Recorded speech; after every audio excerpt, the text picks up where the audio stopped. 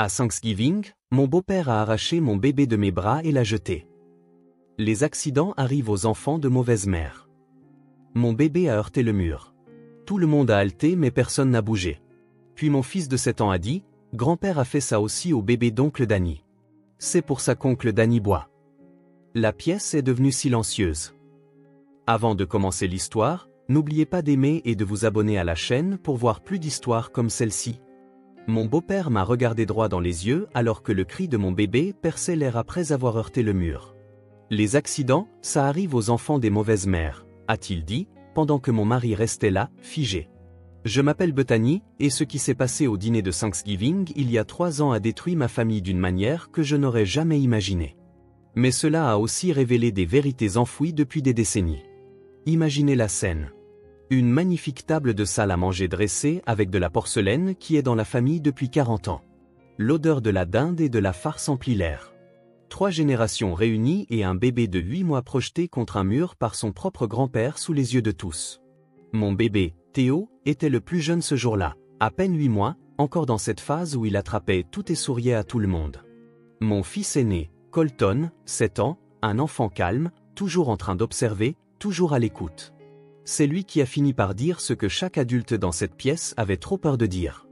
Mon mari, Wade, travaillait à la quincaillerie du centre-ville, il gérait le rayon peinture. Un homme bien, pensais-je. Un homme faible, ai-je appris. Son père, Gordon, l'avait bien dressé à ne jamais protester, ne jamais résister, ne jamais protéger. Gordon lui-même avait 62 ans, bâti comme une forteresse, même à la retraite. 20 ans dans les marines, 20 autres à la poste. Le genre d'homme qui pensait que la peur et le respect étaient la même chose. Sa femme, Francine, avait perfectionné l'art de détourner le regard. 59 ans et elle faisait toujours semblant que son mari était juste strict. Et puis il y avait Danny, le frère cadet de Wade, 29 ans, qui se noyait dans le bourbon à la moindre occasion. Ce jour-là, j'ai enfin compris pourquoi. Sa sœur, Roxane, 36 ans, divorcée, élevant seule sa fille Meredith. Elle avait cette façon de se figer complètement chaque fois que Gordon haussait la voix, comme un lapin espérant que le faucon ne le remarquera pas. Chaque personne dans cette pièce avait un rôle à jouer dans le royaume tordu de Gordon. Chacun avait appris sa place. Sauf moi, apparemment, et certainement pas mon bébé, dont le seul crime était d'être un bébé normal de 8 mois qui a renversé un verre de jus. Ce que vous devez comprendre, c'est que ce n'était pas une explosion soudaine. C'était des années de violence déguisées en discipline. Des années d'échymose justifiées comme des accidents. Des années d'une famille si brisée qu'elle ne voyait même plus les morceaux. Mais parfois, il faut un regard neuf pour voir ce qui se passe vraiment. Parfois, il faut l'observation innocente d'un enfant pour briser le silence que tout le monde maintenait. Je m'appelle Bethany et voici l'histoire du Thanksgiving qui s'est terminée par des sirènes de police au lieu de la tarte à la citrouille. Le jour où mon fils de 7 ans a révélé un secret de famille qui détruisait des vies depuis des générations. Le jour où j'ai appris que pour protéger ses enfants, il faut parfois brûler tous les ponts derrière soi. Et tout a commencé avec du jus de canneberge renversé sur une nappe blanche. J'étais marié à Wade depuis 9 ans, et chaque Thanksgiving chez ses parents à Ridgemont me donnait l'impression de marcher sur un champ de mine. Vous connaissez cette sensation quand vous entrez dans une pièce et que l'air lui-même semble hostile? C'était la maison de Gordon. Même les photos de famille sur les murs semblaient vous observer, jugeant si vous étiez à votre place. Ce matin-là a commencé comme tous les matins de fête chez nous. J'étais debout à 6 heures pour changer et nourrir Théo pendant que Wade faisait la grasse matinée. Le bébé faisait ses dents depuis des semaines, ce qui signifiait que personne chez nous n'avait eu une nuit de sommeil complète depuis octobre. Je l'ai habillé d'une adorable grenouillère en forme de dinde que ma mère avait envoyée de Floride, avec des petites plumes sur le derrière. Il était parfait, même avec la bave qui coulait constamment sur son menton. Colton était déjà réveillé, assis à la table de la cuisine avec ses cartes Pokémon étalées. « Maman, je peux les apporter pour les montrer à cousine Meredith ?» a-t-il demandé. « Bien sûr, mon chéri, mais garde-les dans ta poche pendant le dîner. » Il a hoché la tête, puis m'a regardé avec ses yeux bruns sérieux. « Maman, pourquoi papy Gordon a toujours l'air en colère? Même quand il sourit, il a l'air fâché. Les enfants remarquent tout, n'est-ce pas? » J'ai mis Théo dans son transat et je me suis assise à côté de Colton. C'est sa façon d'être, mon cœur. Certaines personnes ont du mal à montrer des sentiments joyeux. Papa devient silencieux quand on va là-bas, a continué Colton en organisant soigneusement ses cartes. Ils parlent différemment, plus bas. La vérité sort de la bouche des enfants. Wade changeait effectivement en présence de son père. Mon mari, qui pouvait plaisanter avec les clients toute la journée à la quincaillerie, qui chantait sous la douche et faisait des danses idiotes pour faire rire Théo, devenait cette version réduite de lui-même dès que nous nous garions dans l'allée de ses parents. Wade a finalement émergé de la chambre vers 8 heures, déjà vêtu du polo et du pantalon kaki que sa mère attendait de lui. « Tu as préparé Théo ? Bien. On devrait partir à midi pour être à l'heure. » Wade, peut-être qu'on devrait parler à ton père pour qu'il soit plus doux avec les enfants. La dernière fois, il a attrapé le bras de Colton assez fort quand il courait dans la maison. La mâchoire de Wade s'est crispée. Ne le contredis pas sur la politique, d'accord, bête. Tu sais comment il est. Et ne parle pas de l'alcoolisme de Danny ou du divorce de Roxane ou de quoi que ce soit concernant l'armée. Reste simple. La liste des sujets interdits s'allongeait chaque année. J'ai regardé les mains de mon mari trembler légèrement alors qu'il se versait son café. Wade, ça va ? Je vais bien. Essayons juste de passer cette journée. Maman cuisine depuis 3 jours. Elle veut vraiment que ce soit réussi. Le trajet jusqu'à Ridgemont a duré 40 minutes. Colton jouait avec sa console à l'arrière tandis que Théo somnolait dans son siège auto. Les jointures de Wade étaient blanches sur le volant tout le long du trajet. Il n'arrêtait pas d'ajuster la radio, de vérifier les rétroviseurs, de taper des doigts sur le levier de vitesse. « N'oublie pas », a dit Wade alors que nous arrivions devant la maison coloniale à 2 étages. « Papa aime dire le bénédicité, ne commence pas à manger avant qu'il ait fini. Et s'il commence à parler de ses années de service, hoche la tête et écoute. » La maison sentait la sauge et le beurre quand nous sommes arrivés. Ces odeurs familières de fête qui devraient être réconfortantes, mais qui, ici, sonnaient comme un avertissement. Francine nous a accueillis à la porte, ses cheveux gris parfaitement coiffés, son sourire tendu sur son visage. « Bethany, tu as l'air fatiguée, dit-elle, ses yeux me scrutant de haut en bas. Le bébé te tient éveillé ? Tu devrais vraiment essayer la méthode qui consiste à le laisser pleurer. Gordon ne tolérait jamais les caprices quand nos enfants étaient petits. » Avant que je puisse répondre, la voix de Gordon a tonné depuis le salon. « Il était temps que vous arriviez, Wade. Danny est là pour aider depuis midi. Les vrais hommes savent être ponctuels. » Les épaules de Wade se sont immédiatement voûtées. « Désolé, papa. Il y avait beaucoup de circulation. » Il n'y avait pas de circulation. Nous le savions tous les deux. À l'intérieur, Danny était déjà affalé dans le fauteuil en cuir, une bière à la main et 2 bouteilles vides sur la table d'appoint. Ses yeux étaient vitreux, absents. À 29 ans, il en paraissait 40. Roxane était dans la salle à manger, mettant la table avec une précision mécanique. Chaque fourchette parfaitement parallèle, chaque serviette pliée en triangle parfait.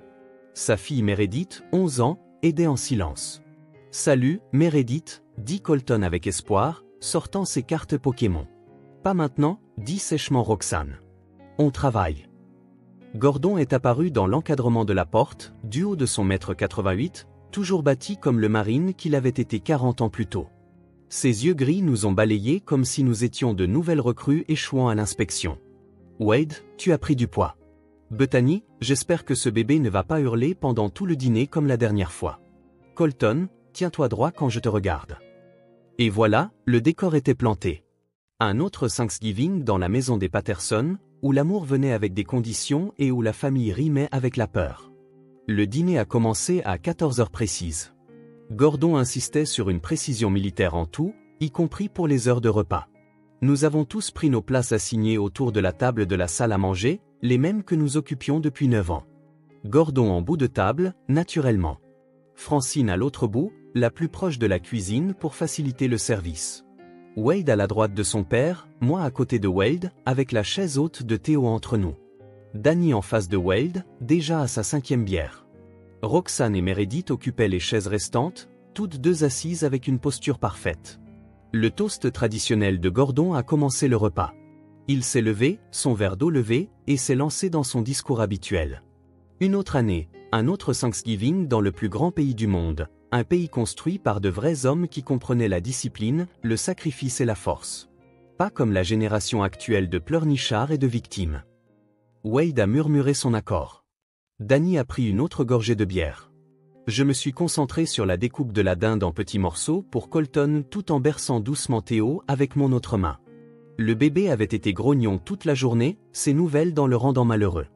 Quand j'étais au Vietnam, a poursuivi Gordon, car d'une manière ou d'une autre, chaque conversation revenait au Vietnam, nous n'avions pas d'espace de sécurité ou d'avertissement de déclenchement.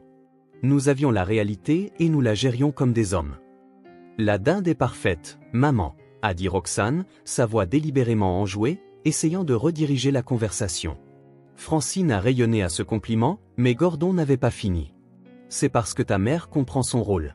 Elle n'essaie pas d'être quelque chose qu'elle n'est pas, contrairement à ces femmes modernes qui pensent qu'elles peuvent tout avoir. Ses yeux se sont posés sur moi. J'étais la seule femme à table qui travaillait à l'extérieur. Mon travail d'infirmière scolaire menaçait apparemment toute sa vision du monde. Être infirmière scolaire est un travail important, ai-je dit doucement, en mettant de la purée de pommes de terre dans l'assiette de Colton. Garder des enfants avec de faux maux de ventre, a ricané Gordon. Ce n'est pas du travail. C'est ce que les mères devraient faire naturellement sans être payées pour ça. La main de Wade a trouvé mon genou sous la table, une pression d'avertissement. Théo a choisi ce moment pour se mettre à pleurer plus fort, tendant les bras vers moi tout en se cambrant dans sa chaise haute. « Tu ne peux pas faire taire ce bébé ?» a sèchement demandé Gordon, sa fourchette claquant contre son assiette. De mon temps, les enfants connaissaient leur place. Ils n'interrompaient pas les repas des adultes. « C'est juste un bébé, Gordon », ai-je dit en sortant Théo de sa chaise pour le réconforter. « Il fait ses dents. Il a mal. »« Mal ? Tu veux parler de douleur ? Essaie de prendre des éclats d'obus dans l'épaule en regardant ton copain se vider de son sang dans une rizière. Ça, c'est de la douleur, pas un bébé qui pleure pour rien. » Danny a ri, mais c'était un rire amer, creux. « Tout est Vietnam avec toi, papa. Chaque conversation. Tu as quelque chose à dire, mon garçon ? » Gordon s'est tourné vers son plus jeune fils. « Au moins, j'ai servi mon pays. Qu'as-tu fait à part te mariner le foie ? » « Gordon, s'il te plaît, » a dit doucement Francine. « C'est Thanksgiving. Et je suis reconnaissant d'avoir élevé mes enfants avec discipline, » a rétorqué Gordon. Même si l'un d'eux est devenu un ivrogne et l'autre a épousé une femme qui ne peut pas contrôler un bébé. Théo tendait les bras vers mon visage, ses petites mains agrippant mon nez, mes lunettes, tout ce qu'il pouvait atteindre. C'est là que c'est arrivé. Son bras agité a renversé mon verre de jus de canneberge. Le liquide rouge foncé s'est répandu sur la nappe blanche immaculée de Francine comme du sang s'infiltrant dans le tissu, formant une flaque autour des chandeliers en argent. Le silence fut immédiat et suffocant. « Bon sang de bonsoir », a explosé Gordon, se levant si vite que sa chaise a raclé le parquet. Le bruit a fait sursauter tout le monde. C'est exactement ce que je veux dire. Pas de discipline, pas de contrôle. Regardez-moi ce gâchis. C'était un accident, ai-je dit, attrapant des serviettes avec ma main libre tout en tenant toujours Théo. Je suis désolé, Francine. Je vais nettoyer. Tu feras plus que ça, a dit Gordon, contournant la table vers moi. Donne-moi le bébé. Quoi ? J'ai instinctivement serré Théo plus fort. Non, il va bien. Il ne l'a pas fait exprès. J'ai dit, donne-moi le bébé. La voix de Gordon est tombée à ce ton dangereusement calme qui faisait pâlir Wade. Quelqu'un doit apprendre à t'occuper correctement d'un enfant. Wade a finalement parlé, bien que sa voix soit faible. Papa, allez. C'est juste du jus. Maman a d'autres nappes. Ferme-la, Wade. Le visage de Gordon prenait cette nuance de rouge familière, la veine sur sa tempe pulsant. 40 ans dans cette maison et mes enfants savaient qu'il ne fallait pas faire ce genre de dégâts. Voilà ce qui arrive quand les mères travaillent au lieu d'élever leurs enfants. Il a tendu la main vers Théo, ses grandes mains s'étendant vers mon bébé. S'il te plaît, Gordon, laisse-moi juste nettoyer le désordre. Je vais emmener Théo dans l'autre pièce jusqu'à ce qu'il se calme. Tu feras ce que je te dis de faire dans ma maison, a dit Gordon. Et soudain, ses mains étaient sur mon bébé, me l'arrachant des bras avec une force surprenante. J'étais si choqué par la prise soudaine de Gordon que mes bras sont devenus engourdis. Il tenait Théo avant que je puisse vraiment résister, ses mains massives enroulées autour du torse minuscule de mon bébé. Théo s'est immédiatement mis à hurler plus fort, terrifié par cet étranger en colère qui le tenait.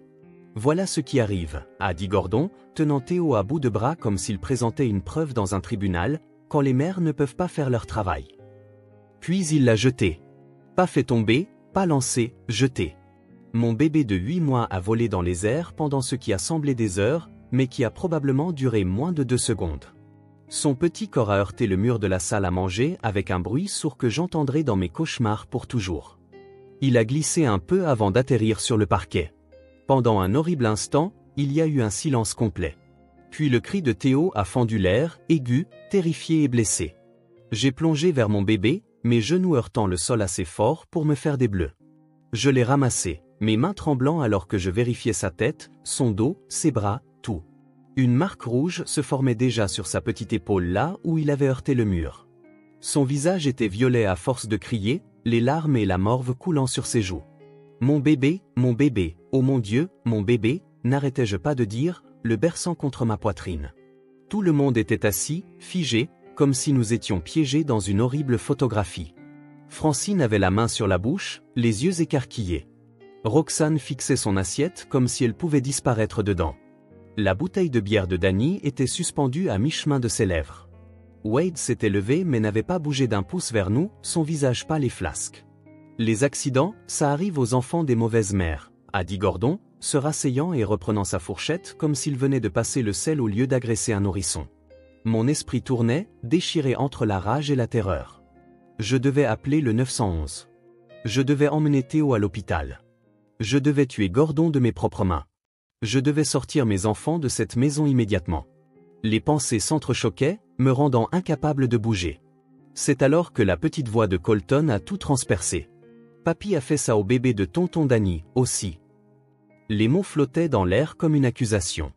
Mon fils de 7 ans, assis droit sur sa chaise, ses cartes Pokémon oubliées sur ses genoux, regardait directement son grand-père. « Qu'est-ce que tu as dit ?» La voix de Gordon était dangereuse. Mais Colton n'a pas reculé. Peut-être qu'il ne comprenait pas le danger. Ou peut-être qu'il était plus courageux que tous les adultes dans cette pièce. Tu te souviens, tonton Danny, quand bébé James n'arrêtait pas de pleurer à Noël. Tu pleurais après et tu as dit à maman dehors que c'est pour ça que tu bois, parce que papy a fait du mal à James et personne ne l'a arrêté. La bouteille de bière de Danny a glissé de sa main, se brisant sur le sol. Le liquide ambré s'est répandu sur le parquet, se mélangeant au verre éparpillé. « Tais-toi, gamin » a bredouillé Danny. Mais des larmes coulaient déjà sur son visage. « Tu ne sais pas de quoi tu parles. »« Mais tu as dit ça » a insisté Colton avec cette honnêteté obstinée que seuls les enfants possèdent. « Tu as dit que papy a jeté James et c'est pour ça que Tati Christina est partie et a emmené James. Tu as dit que c'était de ta faute de ne pas l'avoir protégé. » Je me suis levé lentement. Théo pleurait toujours contre ma poitrine, mais plus doucement maintenant, épuisé par ses cris. Mes jambes semblaient être en coton, mais ma voix est sortie stable. « C'est vrai, Danny ?» Danny sanglotait maintenant. Dès son lait, brisé. Ça n'a pas d'importance. C'était il y a des années. Ça a de l'importance, ai-je dit, regardant chacun d'entre eux dans la pièce. Combien de bébés a-t-il blessé? Combien de fois êtes-vous resté assis là à regarder? Arrête de faire ton cinéma, a dit Gordon. Mais il y avait quelque chose de différent dans sa voix maintenant. Une légère incertitude. Wade a enfin trouvé sa colonne vertébrale, ou du moins une partie. Beth, s'il te plaît, rentrons à la maison. On va rentrer et oublier ce qui s'est passé. Oublier? J'ai regardé mon mari avec incrédulité. Il a jeté notre bébé contre un mur, Wade. Ton père a agressé notre fils de 8 mois, et tu veux oublier. Il l'a à peine touché, a marmonné Wade, sans me regarder dans les yeux. Je l'ai vu faire, a crié soudainement Colton, se levant sur sa chaise. J'ai vu papy jeter Théo. Il l'a jeté fort. Pourquoi tu mens, papa? Pourquoi tu mens toujours sur ce que fait papy? La pièce a explosé. Francine s'est mise à pleurer. Gordon a frappé du poing sur la table, faisant sauter la vaisselle. Roxane a attrapé Meredith et l'a serrée contre elle. Danny a ri à travers ses larmes, un son horrible et brisé, et j'ai pris ma décision. J'ai sorti mon téléphone d'une main tout en tenant Théo de l'autre. « Qu'est-ce que tu fais ?» a haleté Francine. Ce que quelqu'un aurait dû faire il y a des années, ai-je dit en composant le 911. Pose ce téléphone tout de suite, a ordonné Gordon, se relevant, sa haute stature destinée à intimider. J'ai tenu le téléphone à mon oreille d'une main. Théo serré contre moi de l'autre. 911, quelle est votre urgence? Bethany, s'il te plaît, a supplié Francine, se levant enfin de sa chaise. Pense à ce que tu fais. Je dois signaler un cas de maltraitance d'enfant, ai-je dit clairement dans le téléphone. Un homme vient de jeter mon bébé de 8 mois contre un mur. Nous sommes au 452 Maple Street à Ridgemont. S'il vous plaît, envoyez la police et les ambulanciers. Gordon a commencé à se diriger vers moi. Wade s'est interposé, surprenant tout le monde, y compris lui-même. Ne la touche pas, papa. Sors de mon chemin, fils. Le bébé a besoin de soins médicaux, ai-je continué à la répartitrice. Il a des marques visibles de l'impact. C'est alors que Roxane s'est soudainement levée, sa chaise raclant le sol. Papa a jeté Meredith aussi. Tout le monde s'est tourné pour la regarder. Même Gordon s'est arrêté. Quand elle avait 1 an, a poursuivi Roxane, sa voix gagnant en force à chaque mot. Au dîner de Pâques il y a 6 ans, elle n'arrêtait pas de babiller pendant sa prière. Il l'a attrapée de sa chaise haute et l'a jetée dans son lit portable si fort qu'il s'est cassé. Le côté a juste cédé. J'ai dit à tout le monde qu'elle était tombée. J'ai dit au pédiatre qu'elle était tombée. J'ai menti pour le protéger. Vous êtes toute folle, a dit Gordon. Mais sa voix avait perdu son pouvoir. Des femmes hystériques qui inventent des histoires. J'ai les dossiers médicaux, a dit Roxane, sortant son propre téléphone. Des photos des ecchymoses. J'ai tout gardé au cas où j'aurais un jour le courage de m'en servir. Danny s'est levé si vite qu'il a renversé sa chaise. Tu veux savoir pourquoi je bois, papa? Tu veux savoir pourquoi Christina m'a quitté? Elle n'est pas partie parce que je buvais. J'ai commencé à boire après son départ. Elle est partie parce qu'elle pensait que j'avais fait du mal à James. Notre fils avait une côte fracturée, papa. Une côte fracturée à 4 mois à cause de toi. Mais tout le monde a dit que j'avais dû le faire parce que c'est moi qui étais à la maison avec lui ce week-end-là. Tu étais saoul, a insisté Gordon. J'étais sobre, a hurlé Danny. J'étais complètement sobre quand j'ai amené James ici pour le dîner du dimanche. Tu l'as jeté contre le mur du garage parce qu'il a régurgité sur ton uniforme, ton précieux uniforme des marines, et maman t'a aidé à le nettoyer et m'a dit que ce n'était pas si grave. M'a dit que les bébés sont plus résistants qu'ils n'en ont l'air. Francine sanglotait maintenant, son maquillage parfait coulant en traînées sur son visage. J'essayais de maintenir la famille unie. Quelle famille? Ai-je demandé, la répartitrice toujours en ligne. Ce n'est pas une famille. C'est un cauchemar dans lequel vous avez tous accepté de vivre. Colton a tiré sur ma chemise. Maman, est-ce que Théo va bien? Il ira bien, mon bébé, ai-je dit, bien que je n'en sois pas sûr. La marque sur son épaule fonçait en une ecchymose. Madame, les agents sont à 3 minutes, a dit la répartitrice dans mon oreille. Rappelle-les, a ordonné Gordon. Rappelle-les et dis-leur que c'est un malentendu. Comme Roxane l'a fait, comme Danny l'a fait. Combien de fois tes enfants ont-ils appelé à l'aide pour ensuite annuler? Wade se tenait toujours entre nous, mais il tremblait. Papa, peut-être que tu devrais t'asseoir. N'ose pas prendre son parti, a grondé Gordon à son fils. Je t'ai fait ce que tu es. Tout ce que tu as, c'est parce que je t'ai appris la discipline et le respect. Tu m'as appris la peur, a dit doucement Wade. Tu m'as appris à être un lâche. Je regarde ma femme protéger notre bébé pendant que je reste là à ne rien faire, tout comme je n'ai rien fait de toute ma vie. Wade, chérie, a plaidé Francine. Ton père t'aime. Il nous aime tous. Ce n'est pas de l'amour, maman, a dit Roxane. Elle tenait Meredith dans ses bras maintenant, la fille pleurant en silence. L'amour ne laisse pas d'ecchymose. L'amour ne jette pas les bébés. Je pouvais entendre des sirènes au loin, se rapprochant. Gordon les a entendues aussi. Son visage est passé du rouge au blanc. Voici ce qui va se passer, ai-je dit, ma voix stable malgré tout. La police va arriver. Je vais leur dire exactement ce qui s'est passé. Danny et Roxane vont leur dire ce qui est arrivé à leurs enfants, et tu vas faire face aux conséquences pour la première fois de ta misérable vie. Tu détruis cette famille, a dit Gordon. Mais il semblait plus petit maintenant, plus vieux. Non, ai-je dit, le regardant droit dans les yeux. Tu as détruit cette famille bébé par bébé, ecchymose par ecchymose, année après année. Nous admettons juste enfin qu'elle est déjà brisée. Les sirènes étaient juste dehors maintenant. Des lumières rouges et bleues clignotaient à travers les fenêtres de la salle à manger, jouant sur les murs où mon bébé avait heurté quelques minutes plus tôt. La police est arrivée moins de 3 minutes après mon appel. 2 officiers d'abord, puis les ambulanciers, puis un détective spécialisé dans les cas de maltraitance d'enfants. Gordon a d'abord essayé son numéro de dur, se tenant droit, mentionnant son service militaire 2 fois dans la première minute. Mais cela s'est vite effondré lorsque les ambulanciers ont documenté l'ecchymose qui s'étendait sur l'épaule et le dos de Théo. Ceci est cohérent avec un traumatisme contondant dû à une projection, ont déclaré les ambulanciers en prenant des photos. Nous devons le transporter pour des radiographies et un examen complet. Danny s'est complètement effondré lorsque le détective a commencé à prendre les dépositions.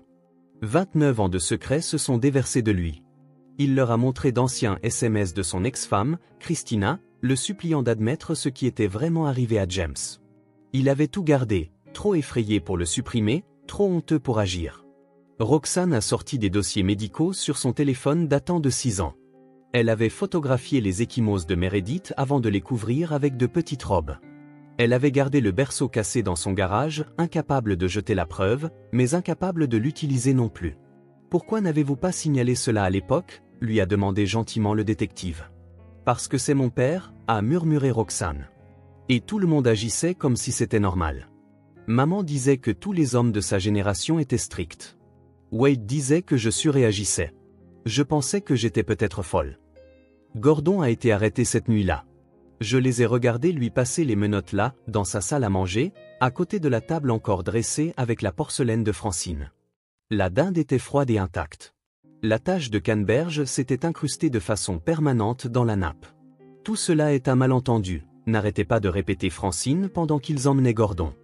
Mais quand elle m'a regardé tenant mon bébé blessé, quelque chose dans ses yeux s'est finalement brisé. Le faux-semblant qu'elle avait maintenu pendant 40 ans s'est tout simplement dissous. Wade a essayé de me suivre jusqu'à la voiture après que Théo et moi ayons été autorisés à quitter l'hôpital. 4 heures de radiographie et d'examen.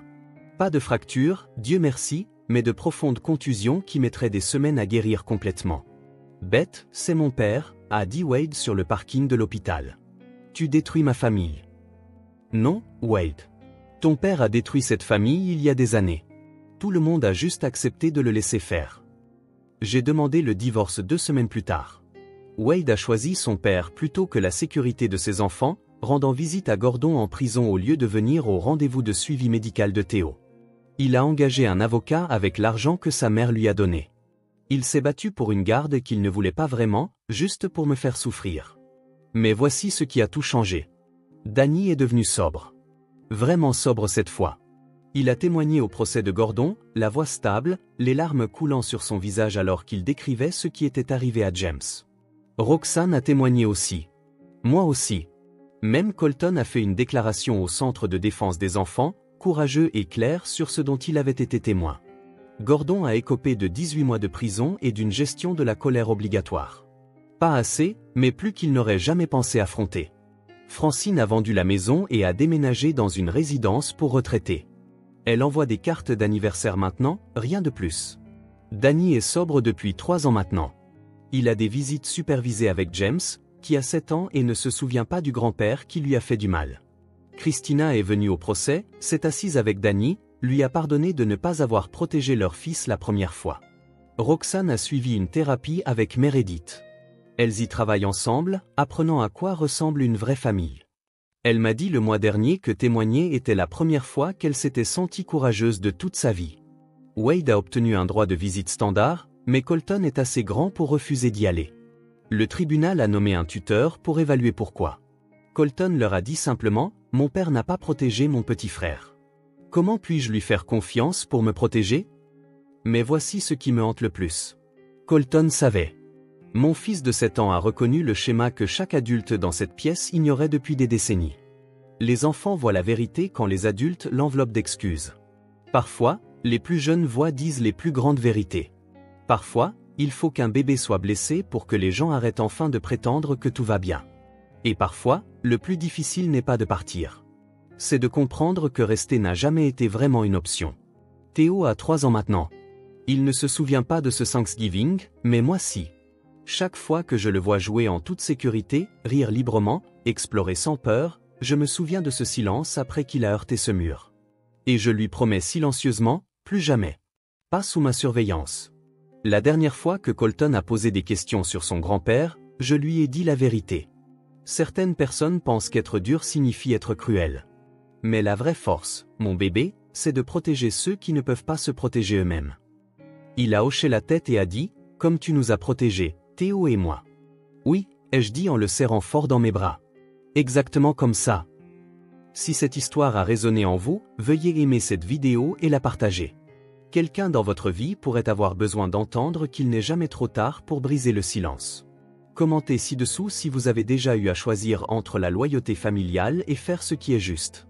Et n'oubliez pas de vous abonner à notre chaîne pour plus d'histoires de la vie réelle qui compte. Merci de votre écoute.